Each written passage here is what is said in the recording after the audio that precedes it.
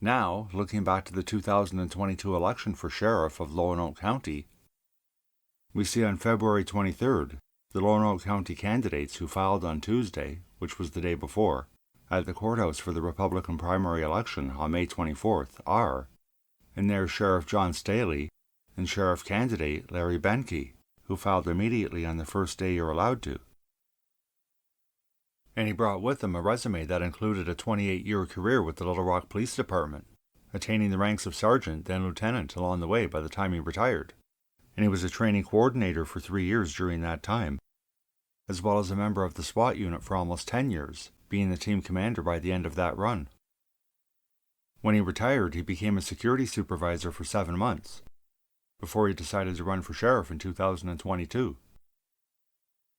And for good measure, he also served in the U.S. Army and the Arkansas Army National Guard for 31 years, beginning in 1985, attaining the rank of first sergeant.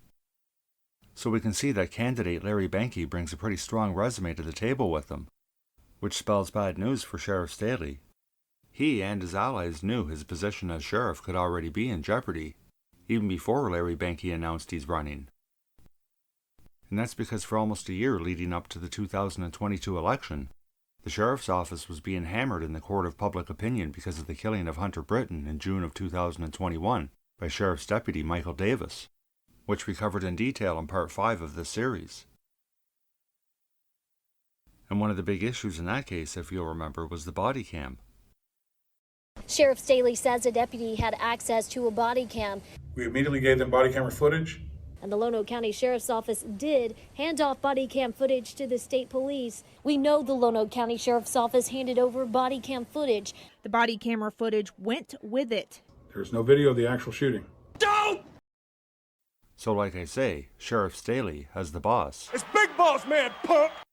Okay, the big boss man punk of the sheriff's department. He was taking a lot of flack already leading into the election.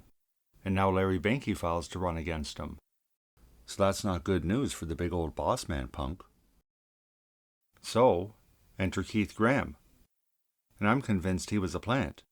He was put in there to pull votes away from Larry Benke. After 10 years and a bunch of incidents, especially the Hunter Britton killing, a lot of people wanted change.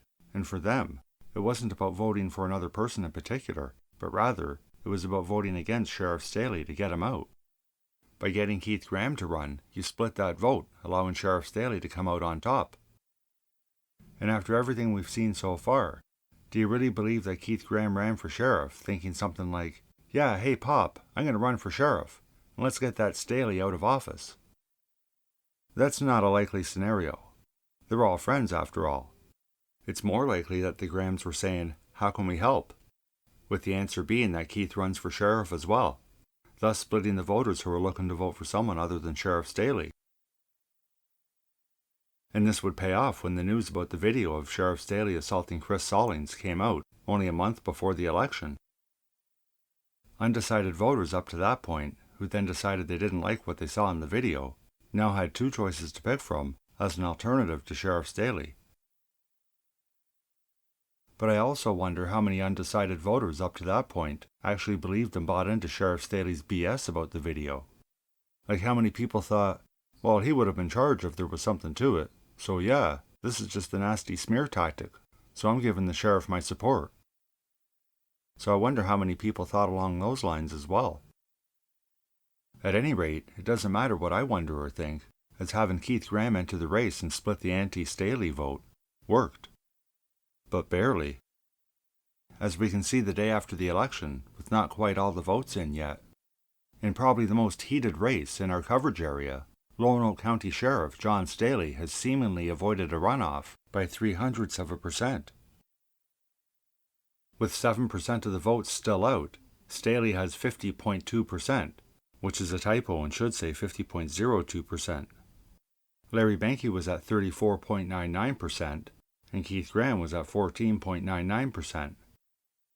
So Sheriff Staley just barely crossed that 50% threshold and avoided a runoff. So he was lucky there. But see how having Graham in the race splits the votes against Staley, and thus ensures he stays in office?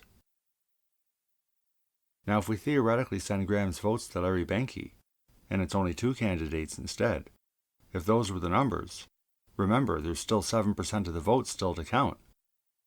So technically it would still be anybody's ballgame. But that wasn't meant to be, and that's that. Now I also came across this posting I found rather interesting. Later, Porterfield revealed to me that ballot went to Banky, meaning Staley won the election by 1 vote. 1. Makes sense now why on election night, more ballots, and I don't know what the rest says. But how about that? Apparently Sheriff Staley kept his position by 1 vote. And remember, that was the Republican primaries. But that didn't matter because in the general election, Sheriff Staley ran unopposed.